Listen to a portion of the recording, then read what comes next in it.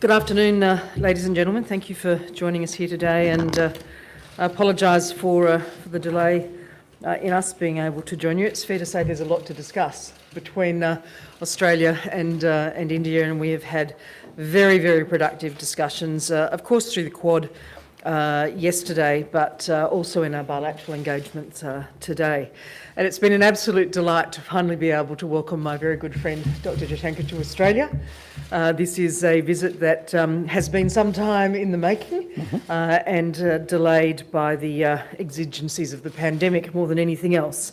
As well as our Quad meeting yesterday, we've also taken the opportunity here in Melbourne to hold the annual Australia-India Foreign Ministers Framework Dialogue and the inaugural India-Australia Cyber Framework Dialogue. For Australia and India, we are Indo-Pacific partners with a shared vision for a resilient, inclusive and prosperous Indo-Pacific. The relationship between our countries is most certainly at a high point. We've noted again today the wonderful step of the signing of the Comprehensive Strategic Partnership by Prime Ministers Morrison and Modi in June of 2020. Our discussion today on the challenges facing the region on issues ranging from COVID response to economic recovery, maritime security, supply chain resilience and cyber threats has underlined our shared common interests and values, including in democracy and in the rule of law.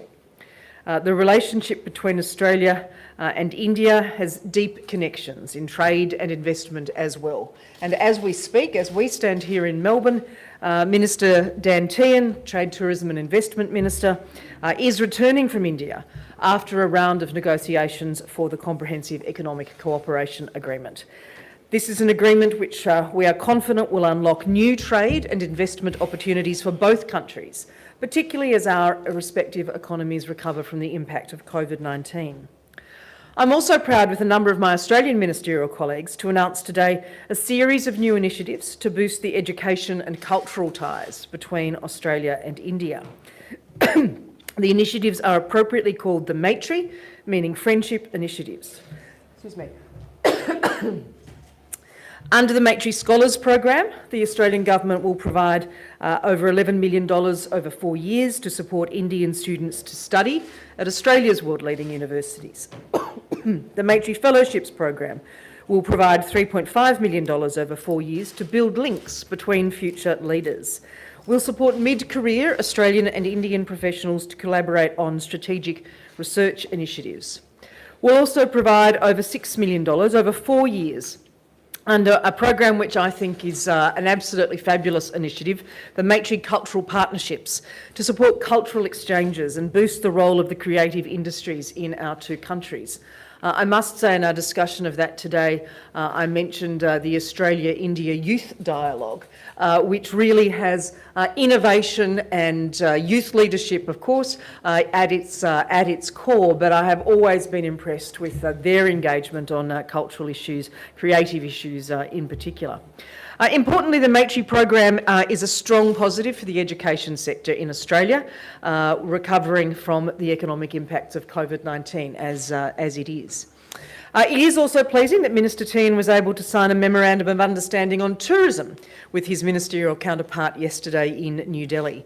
Under the MOU, Australia and India will work together to promote travel between the two markets and advance cooperation on tourism policy, data sharing, training and industry engagement. I also announced with my ministerial colleagues the establishment of the Australia-India Infrastructure Forum. The forum will match Australian finance with the enormous infrastructure opportunities in India and its near neighbours. It will host workshops and generate analysis to drive results for businesses. Like the other parts of the relationship between Australia and India, which are many and varied, I look forward to seeing the MAITRI program and the Australia-India Infrastructure Forum grow in the coming years. So, Dr. Jaishankar, I really want to thank you for joining us here in Australia this week. I want to thank you for the fact that I've become the proud owner of a Virat Kohli signed cricket bat, which was a momentous and extremely generous gift. Thank you very much. I also want to acknowledge both of our High Commissioners. High Commissioner Vora here and High Commissioner O'Farrell in New Delhi, both of whom have been working with our teams, with our agencies, to drive some of these initiatives, in fact all of these initiatives, that have enabled us to do the good work that we are doing. And again, Dr. Jaishankar, I look forward to continuing to work with you and to continue to reach these highlights of the Australia-India relationship. Thank you, Maurice.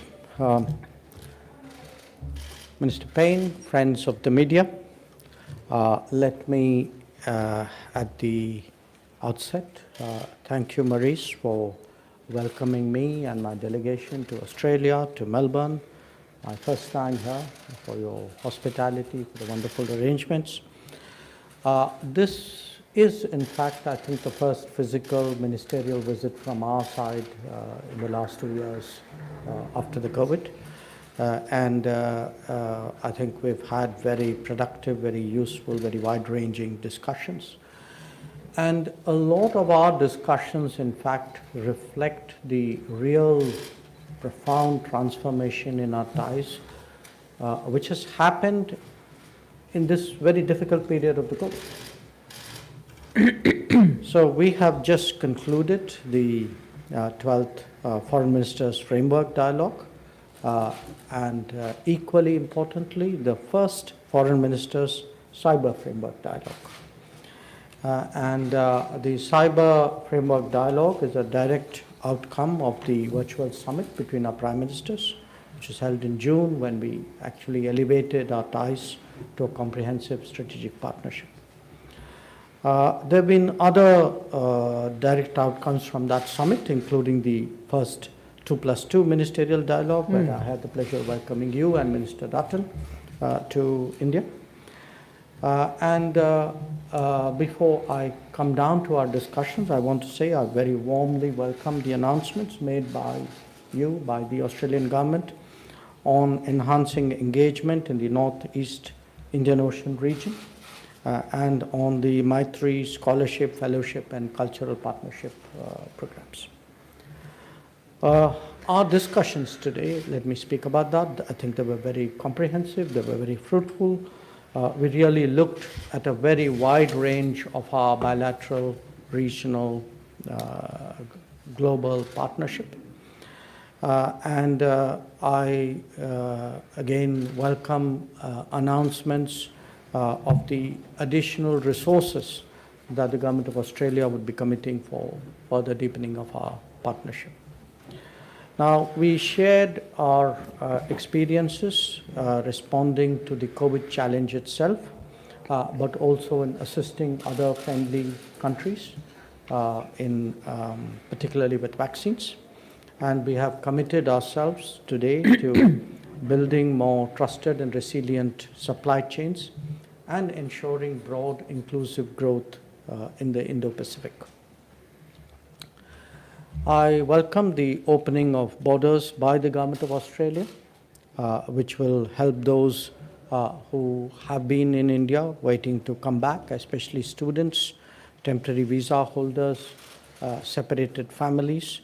This is something which is greatly appreciated. I had yesterday an opportunity to meet some student representatives who were really their spirits were much higher after learning of this decision.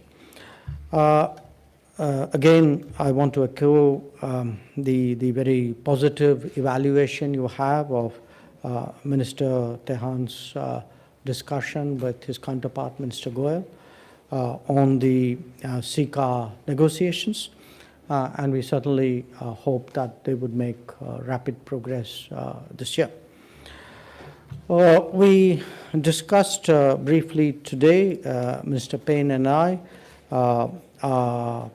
progress in our defense and security cooperation, which reflects our growing strategic convergence. I had an opportunity to talk about some of these issues with Minister Dutton yesterday morning. The inaugural Cyber Framework Dialogue was particularly useful in reviewing our joint activities under our framework agreement. We discussed some of our shared challenges and opportunities for closer collaboration in this very important domain. Minister Payne and I also shared concerns about terrorism and extremism. We have serious concerns about continuing cross-border terrorism, and it's our shared endeavor to deepen counter-terrorism cooperation, including in the multilateral fora. We spoke at some length about regional and multilateral matters, global issues as well. There was an exchange of view on South Asia, on Southeast Asia, on the Indo-Pacific region. And I emphasized today, as I did yesterday after the Quad meeting, that as liberal democracies, we would continue to work towards a rule-based international order, freedom of navigation in international waters, promoting connectivity, growth and security for all, while respecting the territorial integrity and sovereignty of all states. Once again, I would like to express my thanks to you, Maurice, to the Government of Australia, to the State of Victoria for the warm welcome. I join you in also appreciating the work of our High Commissioners and their teams for the progress that we have made, and I extend an invitation to you to visit India at a time convenient to you. Once again, thank you very much. Thank you. Thank you very much, Jay, and it has been an absolute pleasure. We have a number of questions identified, 4 in total, and I'll start with Pablo Vinales from SBS. Thank you, Ministers. I just wanted to ask about the situation in Ukraine, given the US intel being cited overnight about an invasion possible at, quote, any time. Are you concerned an invasion is indeed imminent? And can you both say that you are on the same page in your stance against Russia's actions? Thanks for your question, and as you'd recall, I responded to a question on this matter yesterday, and I reiterate those deep concerns that I raised yesterday. I know the Prime Minister has reinforced that in public statements that he has made today. Want to note that the US has advised its citizens to leave Ukraine now. Australia has been aligning our travel, making our travel advice clear for some weeks now, explicitly so in terms of our updates to Smart Traveller, our communications with Australians that we know to be in Ukraine. We have urged all Australians to leave Ukraine immediately, and the Department of Foreign Affairs has continued to reach out to contact Australians to reiterate that travel advice. So we continue to urge Russia to remain engaged in reciprocal diplomatic dialogue on what would be an extraordinary unilateral action. We support Ukraine's sovereignty and territorial integrity. We support a unified European and NATO response, and we are standing together with Ukraine at this very difficult time. Well, I don't think it was you. I think it was somebody else who asked me the question yesterday morning when I was with the... It was not Pablo, it was someone else. Yeah, right. And at that time I had stated, which I repeat to you, which is our position regarding the situation in Ukraine. We actually laid out a fairly lengthy statement to the UN Security Council. And the short summary of that is that we really do think that the way out is through diplomacy. Second question is from Ashley McMillan.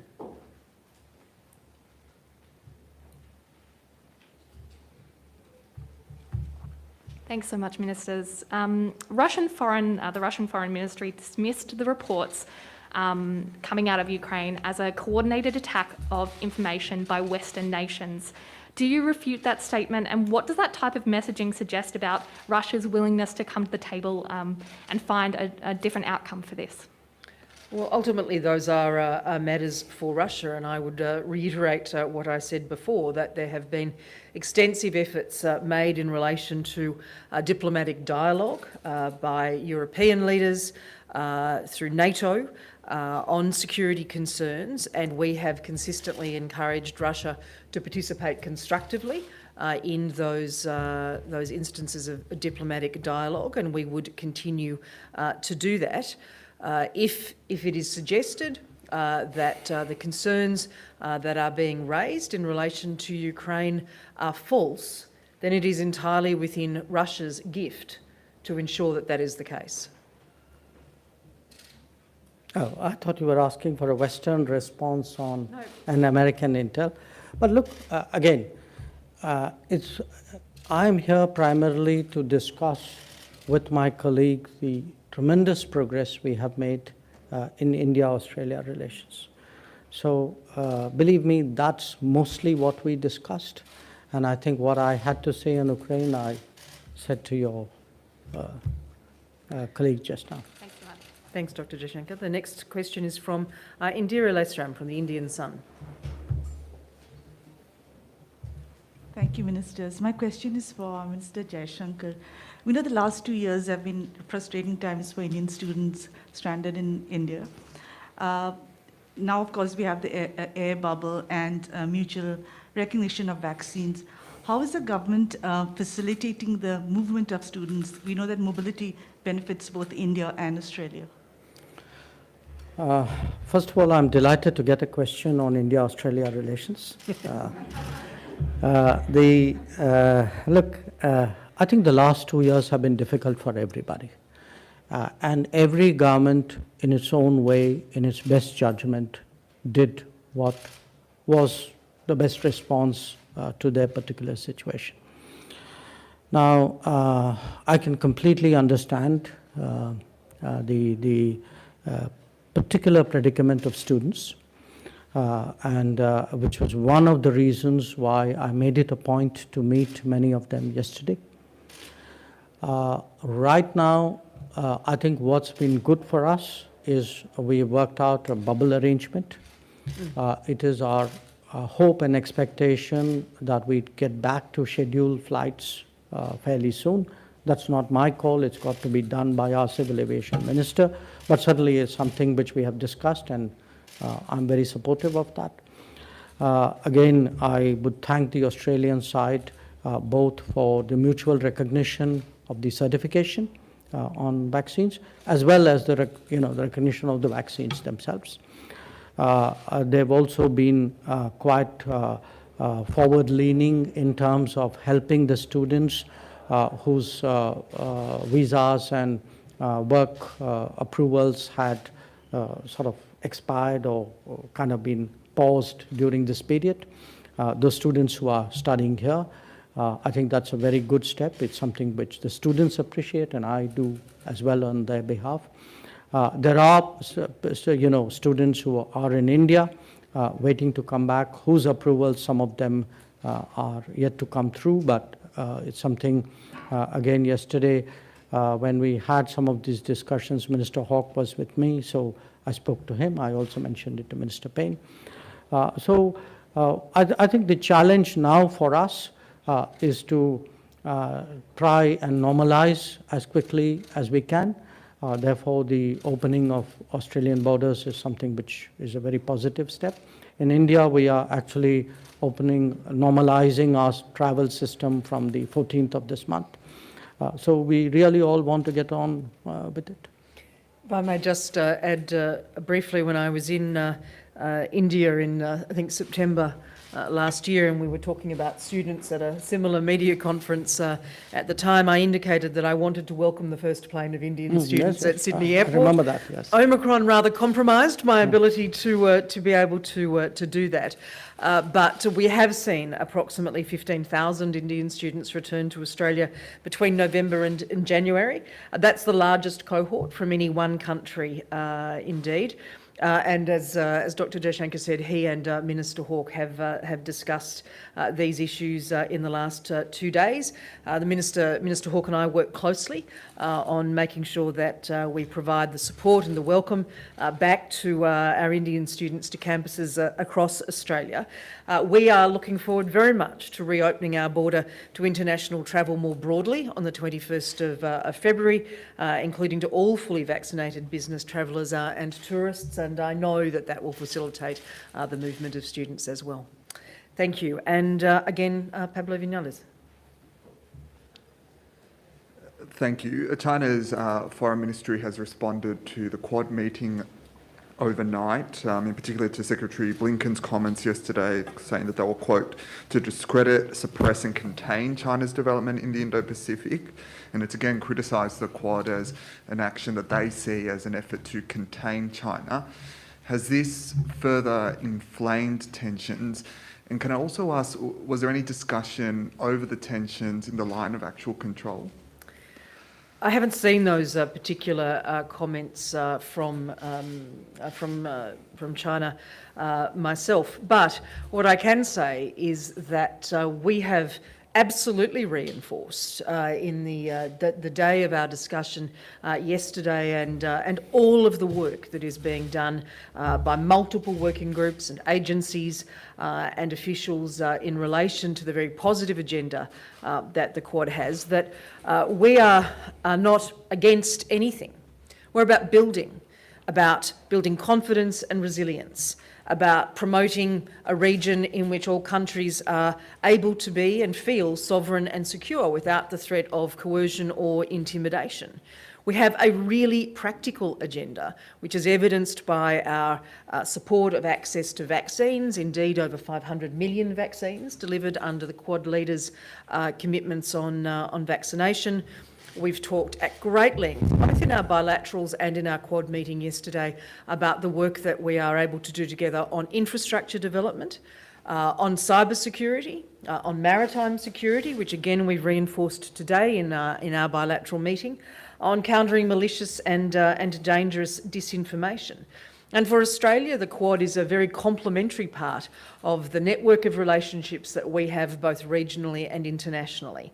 And it is all about helping to positively shape our region as indeed it develops and grows. And Australia has welcomed the development and growth of China over the years, but we have always said that we will also act in protection of our national interests as any sovereign nation would. I don't know if you wish to add anything, Jay?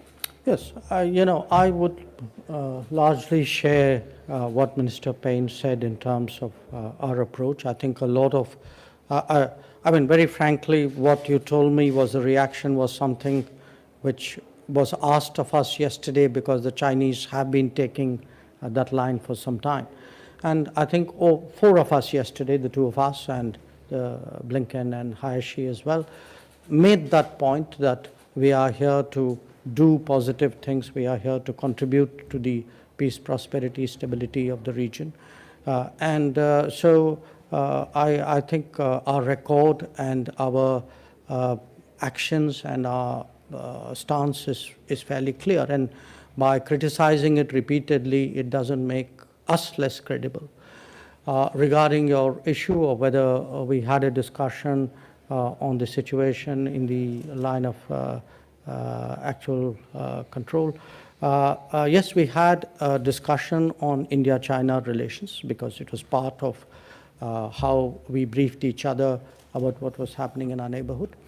And it's a issue in which a lot of countries legitimately take interest, particularly if they are from the Indo-Pacific region, because the situation has arisen due to the disregard by China in 2020 of written agreements with us not to mass forces at the border. So when a large country disregards written commitments, I think it's an issue of legitimate concern for the entire international community. So I would say also in terms of those initiatives under the Quad framework that I spoke about earlier, If you think about the region itself, what we have also all said, and what is reiterated in our Quad statement yesterday on cooperation in the Indo-Pacific, is the work we are also doing with ASEAN, focused on ASEAN centrality for the region, the criteria, the factors that are laid out under the ASEAN outlook on the Indo-Pacific, on the Pacific. That is one of the keys to our regional engagement, our regional partnerships. We've talked at length about the work that we are able to do together, and I look forward to continuing this very practical and constructive effort in our region. If I could add one last word on the Quad. Anybody who doubts that Quad has a positive message and positive approach should have been with us at the MCG yesterday. I think a major advancement was made when we could teach Ministers Hayashi and Secretary Blinken the intricacies of cricket, including bowling, how to actually use the seam on the cricket ball. So nobody should doubt the positive contribution of Quad. We have a two-a-side cricket and baseball competition coming up any minute. Thank you all very much, and thank you for the interest that has been shown in our bilateral and quadrilateral engagements this weekend. Thank you. Thank you.